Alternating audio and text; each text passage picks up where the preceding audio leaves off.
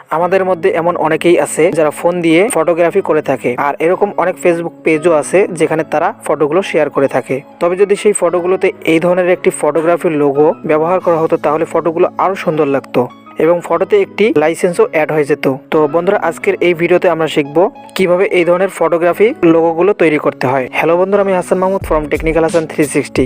আপনি যদি আমাদের চ্যানেলে প্রথমবার এসে থাকেন অথবা এখনো চ্যানেলটিকে সাবস্ক্রাইব না করে থাকেন, অবশ্যই সাবস্ক্রাইব করে নেবেন এবং পাশে আসা বেল আইকনটি বাজিয়ে অল করে নেবেন। ভিডিওতে অলমোস্ট একটি লাইক করে দিবেন। তো বন্ধুরা, আপনারা যদি এই ধরনের লোগোগুলো ক্রিয়েট করতে চান তাহলে অবশ্যই ভিডিওটি শেষ অবধি দেখতে হবে। আর এই ভিডিওতে যে পিএনজি গুলো ব্যবহার করা হবে সেগুলো জিপ ফাইল আকারে আপনাদের ভিডিও ডিসক্রিপশন বক্সে দেওয়া হয়েছে।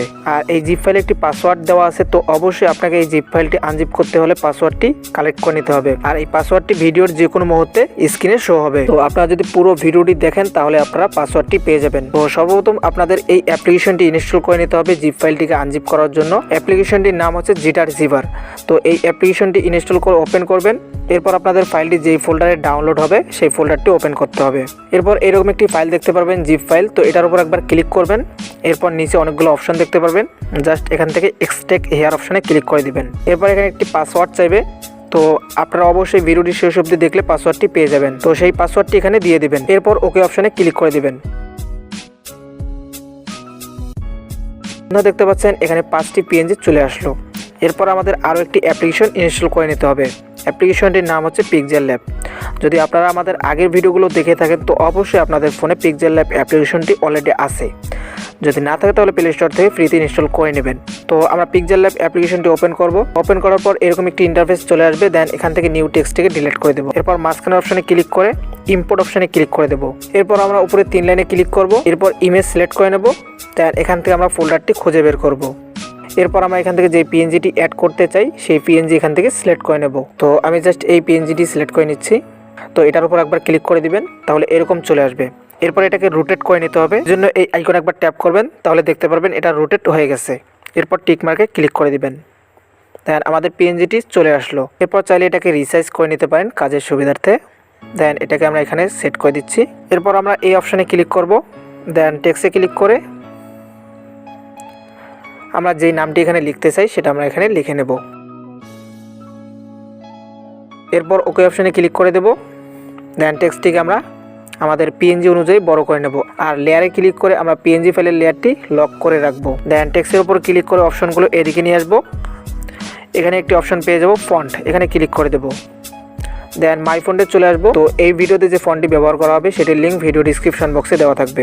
আর সেটা জিপ ফাইল আকারে থাকবে। অবশ্যই আপনাকে জিটার জিপার অ্যাপ্লিকেশনটি ইনস্টল করে আনজিপ করতে হবে। তো ফন্টটি আনজিপ করার পর আপনাকে এখানে অ্যাড করতে হবে। তো ফন্টটি অ্যাড করার জন্য 2টি বাটন দেখতে পারবেন। তো জাস্ট এখান থেকে এই বাটনের উপর ক্লিক করে দিবেন। এরপর আপনাদের ফোল্ডারগুলো ওপেন হয়ে যাবে। তো এক্সাম্পল আমি এই ফোল্ডারটি ওপেন করতেছি। আপনাদের যেই ফোল্ডারে থাকবে ফন্টটি সেই ফোল্ডারটি ওপেন করবেন। দেন এখানে ফন্টগুলো দেখতে পারবেন .ttf, ঠিক আছে। তো আপনি যখন জিপ ফাইলটিকে আনজিপ করবেন তখন আপনারা এই ফরম্যাটে ফাইলগুলো পাবেন। তো জাস্ট এখান থেকে ফন্টের উপর ক্লিক করে দিবেন। এরপর অ্যাড ডিকশনের উপর ক্লিক করে দিলে ফন্টগুলো কিন্তু অ্যাড হয়ে যাবে। তো আমি অলরেডি অ্যাড করে রেখেছি। জাস্ট এখান থেকে ব্যাক চলে আসলাম। এরপর আমি ফন্টটিকে এখান থেকে সিলেক্ট করে নিচ্ছি। এরপর ওকে অপশানে ক্লিক করে দেবো। দেন এখান থেকে অপশনগুলো এদিকে নিয়ে আসবো। পেন্ডিং অপশানে ক্লিক করে 2টাকে একটু বাড়ায় দেবো। এরপর টেক্সটটিকে আমরা অ্যাডজাস্ট করে নেব ভালোভাবে। এরপর মাঝখানে এই আইকনে আবারও ট্যাপ করব। এরপর শেপ অপশানে ক্লিক করে এরকম একটি শেপ চলে আসবে। দেন আমরা শেপটিকে কাস্টমাইজ করে নেব এভাবে। এতটুকু হয়ে গেলে আমরা শেপের নিচের অংশ ধরে এভাবে এটাকে চাপায় দেবো। এরপর টিক মার্কে ক্লিক করে দেবো। দেন এরপর আবারও এই অপশানে ক্লিক করে টেক্সট অপশানে ক্লিক করে আমরা এখানে লিখব ফটোগ্রাফি। এরপর উপরে এই আইকনে ট্যাপ করে সবগুলো লেটারকে বড় হাতের করে নেব। এরপর ওকে অপশানে ক্লিক করে টেক্সটটিকে ছোট করে নেব। চাইলে ফন্টটি চেঞ্জ করে নিতে পারেন।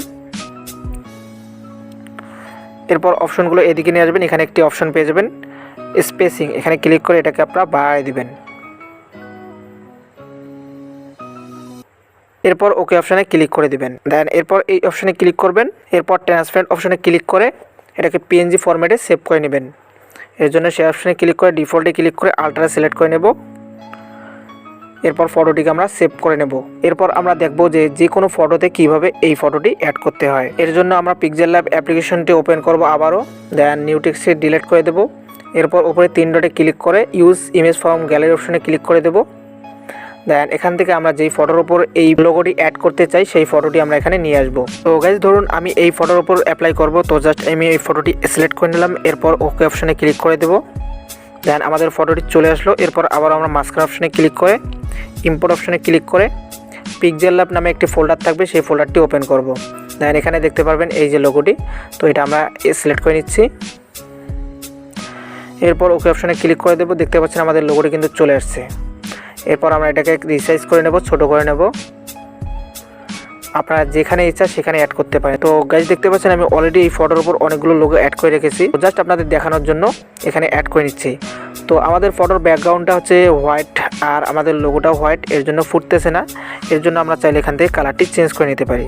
কালারে ক্লিক করে দেখতে পাচ্ছেন নিচে অনেকগুলো কালার পেয়ে যাবেন, জাস্ট এখান থেকে যে কোনো কালার একটি দিয়ে দেবেন।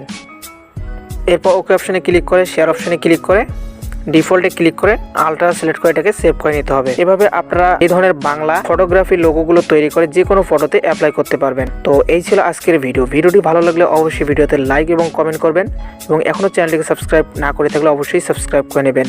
আর কোনো স্টেপ বুঝতে অসুবিধা হলে অবশ্যই হোয়াটসঅ্যাপে নক দিবেন। তো কথা হবে নেক্সট ভিডিওতে, সে পর্যন্ত ভালো থাকবেন, সুস্থ থাকবেন, আল্লাহ হাফেজ।